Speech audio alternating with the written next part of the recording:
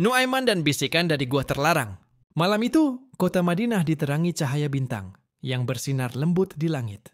Udara cukup sejuk dan harum rempah masih terasa dari dapur-dapur. Rumah kaum Ansyar yang menanak hidangan malam.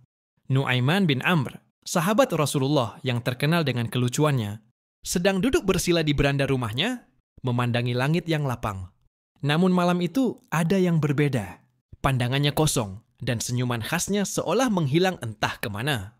Sejak beberapa hari terakhir, Nuaiman merasa gelisah. Ia mendengar kabar dari seorang pengembara tua bahwa di bagian timur Madinah ada sebuah gua yang dipercaya menyimpan suara-suara aneh. Konon, siapapun yang masuk ke dalamnya akan mendengar bisikan yang menyingkapkan rahasia hidupnya. Beberapa orang takut, beberapa penasaran, tapi banyak yang akhirnya tak pernah kembali. Sebagai seorang sahabat yang dikenal jenaka, banyak yang mengira Nuaiman tak akan ambil pusing dengan kisah tersebut. Namun malam itu, hatinya digerakkan oleh rasa ingin tahu yang dalam. Ia tidak mengejar keanehan, melainkan tanda-tanda dari Allah. Mungkin ada hikmah yang belum ku mengerti, bisiknya pada diri sendiri. Keesokan harinya, tanpa banyak bicara, Nuaiman berangkat sendiri menuju arah timur. Ia membawa bekal secukupnya, sebotol air, dan jubah yang biasa ia kenakan saat safar. Di tengah perjalanan, ia bertemu dengan seorang anak kecil yang sedang bermain di pinggir jalan. Anak itu menatapnya dengan mata polos dan berkata, "Paman jangan masuk ke gua itu." Katanya, yang masuk akan dibisikkan dosa-dosanya. Nuaiman tersenyum dan berlutut di hadapan anak itu. "Nak," katanya lembut, "jika kita takut pada dosa, berarti kita sadar bahwa Allah Maha melihat. Dan bila kita sadar, maka kita bisa kembali, bertobat, dan menjadi lebih baik." Anak itu mengangguk, lalu berlari kembali ke rumahnya. Nuaiman melanjutkan langkahnya, dan setelah berjalan hampir setengah hari, ia sampai di kaki bukit tempat gua itu berada. Gua tersebut memang tampak berbeda. Batu-batunya hitam mengkilat dan ada semak-semak kecil yang tumbuh liar di sekelilingnya. Udara di sekitar gua pun terasa lebih dingin, meski matahari masih bersinar terang. Dengan membaca basmalah dan menguatkan niat di dalam hati, Nuaiman melangkah masuk. Suasana di dalam gelap. Hanya cahaya matahari yang sedikit menembus dari celah batu di pintu gua. Beberapa langkah masuk, ia mulai merasakan hawa aneh, seolah ada yang mengamati. Lalu, terdengarlah bisikan itu. "Wahai Nuaiman, engkau pernah bersenda gurau saat saudaramu menangis. Wahai Nuaiman, engkau pernah berjanji lalu menunda-nunda. Wahai Nuaiman, engkau tertawa saat seharusnya engkau menasihati." Bisikan itu datang seperti desir angin, namun menusuk kalbu. Setiap kalimat menyentuh sisi-sisi kelam yang bahkan selama ini luput dari ingatannya. Nuaiman terdiam.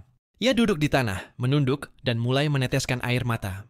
"Ya Allah, aku tak menyangka candaku menyakiti mereka." Bisikan itu tidak berhenti.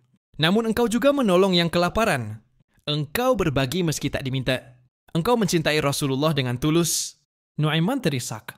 Ia merasa seolah sedang dihisap di alam barzakh. Setiap amal dibukakan, setiap niat disingkapkan. Lalu, tiba-tiba semuanya hening. Dari kejauhan terdengar suara lembut seperti suara seorang laki-laki yang penuh kasih. "Wahai Nuaiman, Allah mencintai hamba yang menyadari kesalahannya dan kembali padanya. Ketahuilah, tidak ada gua yang lebih gelap dari hati yang tak mengenal tobat." Setelah itu, Nuaiman pingsan karena terlalu berat menghadapi dirinya sendiri. Ia terbangun keesokan paginya dengan tubuh yang lelah, namun hati yang lapang. Gua itu seperti telah menjadi cermin jiwanya. Dengan langkah tertatih, ia kembali ke Madinah. Sesampainya di kota, sahabat-sahabatnya menyambut dengan gembira. "Kami mencarimu, wahai Nuaiman," kata Thabit bin Qais. "Apa yang kau cari di gua itu?" Nuaiman tersenyum, dan dengan lembut menjawab, "Aku mencari diriku sendiri, dan aku temukan bahwa candaku selama ini harus dibersamai.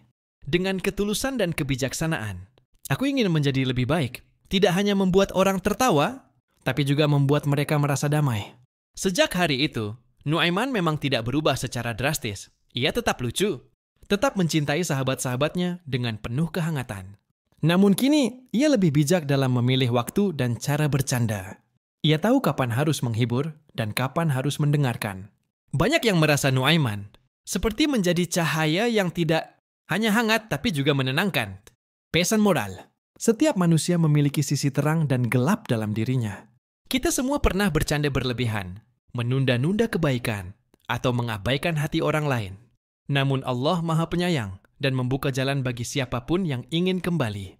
Seperti Nuaiman, kita tidak harus menanggalkan sifat humoris atau ceria kita. Tetapi kita harus belajar bahwa dalam setiap perbuatan, bahkan dalam bercanda, ada adab dan tanggung jawab. Dan yang terpenting, mengenal diri sendiri adalah awal dari mengenal Allah.